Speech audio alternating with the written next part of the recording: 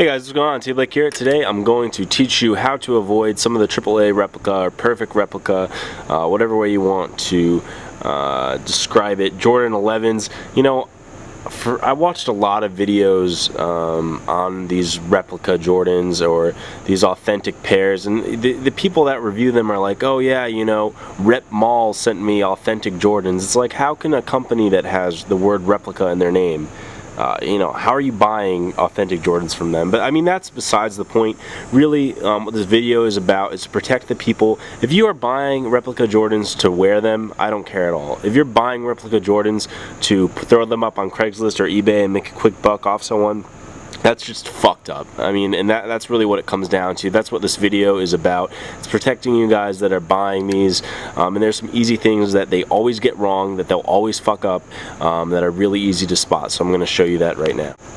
Alright guys, starting with the box, you'll notice here on my Jordan 11s, these were bought from a retail store. EAS, I believe, is East Bay, and they'll have this sticker on it. That's perfectly normal, perfectly acceptable. One of the things that fakes will have is they'll have a sticker in this place that actually talks about the factory that they're made, and some guys will peel it off. So when they show you photos and this is peeled off, that's usually a bad sign. You'll notice here, this one from Foot Locker, these are my cool gray 11s, have this as well. And this pair was purchased from a local chain store called Expressions. I don't know what this 26 is, but they always have that. Another thing that the replica stores mess up is they sometimes won't have this suggested retail tag on.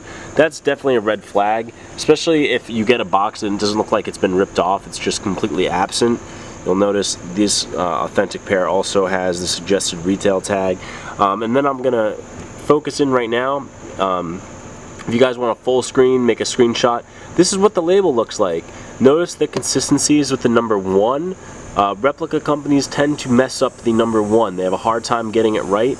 So just look, 1 is consistently printed everywhere.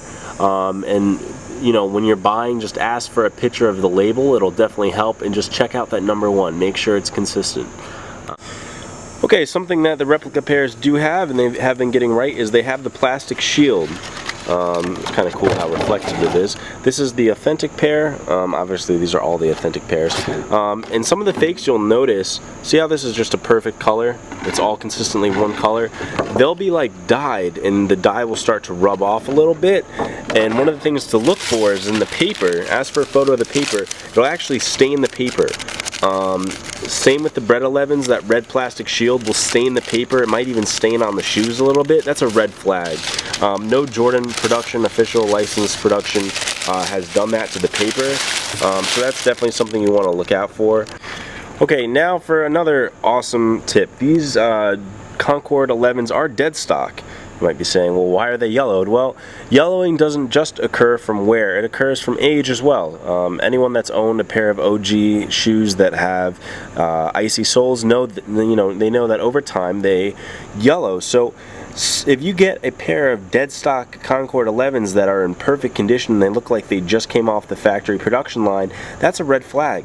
They should already experience yellowing around here, and if they don't, you should start getting concerned. There are some guys that I know that really know how to take care of their kicks. They'll throw silica gel packets in there, they'll wrap them up, and it does slow down that yellowing process. But you have to ask yourself, is, you know, Johnny Jumpman in your local Facebook buying and selling group, does he really know how to take care of the Jordans that well? You know, when you get these eBay sellers with low feedback and nothing that are selling these Jordans, do you really think that they took the time to store them properly? These, in fact, were stored really well, but you'll notice there is yellowing around there, and that's one of the things I looked for to make sure that these are authentic.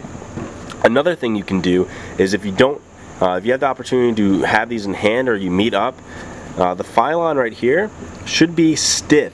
It should be stiff. It's hard to push in. On fakes, it's very spongy. Like, you know, I'm putting a good effort on it. This is way spongier and flimsier. So that's something you should look for if you have the opportunity to take them in hand.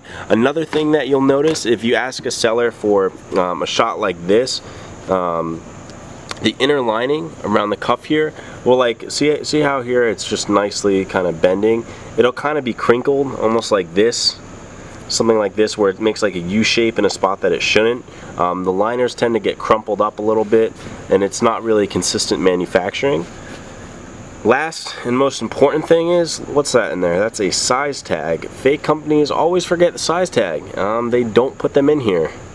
I know that some of them might start to be putting these size tags in there, but for the majority of the time they forget. And if you're ever buying a dead stock shoe that's from an official Jordan brand production and it doesn't have a size tag in it, that's a red flag. Yeah guys, so quick recap. Look for the paper being stained. Make sure that on the box the number 1s are consistent. Look for signs of actual aging with the yellowing. Look for a size tag inside as well as inconsistencies with the trim on the inner liner.